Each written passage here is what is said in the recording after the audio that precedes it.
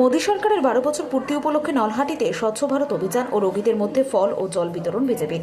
প্রধানমন্ত্রী নরেন্দ্র মোদীর সফল 12 বছরের শাসনকাল পূর্তি উপলক্ষে দেশজুড়ে বিভিন্ন কর্মসূচির আয়োজন করেছে বিজেপি। সেই কর্মসূচির অংশ হিসেবে আজ 9 জুন মঙ্গলবার নলহাটি 1 নম্বর ব্লক স্বাস্থ্যকেন্দ্রে স্বচ্ছ ভারত অভিযান পালন করল বিজেপি যুব মোর্চা। জানা গিয়েছে, গত 5 জুন থেকে আগামী 21 জুন পর্যন্ত বিভিন্ন জনমুখী কর্মসূচির ঘোষণা করেছে বিজেপি।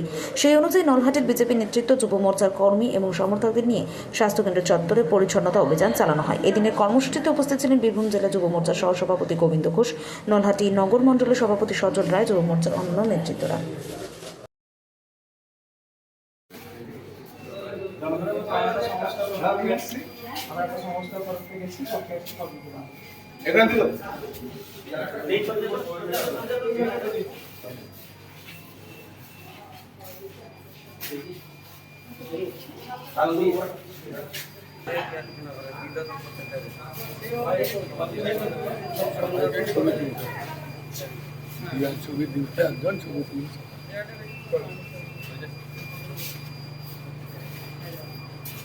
আজকে কি কর্মসূচি করলেন নলহাটি হাসপাতালে?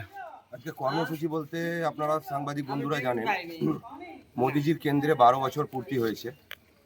আমরা 5 জুন থেকে 21 জুন পর্যন্ত একটা সেবা পক্ষকাল ভারতীয় জনতা পার্টির পক্ষ থেকে করছি।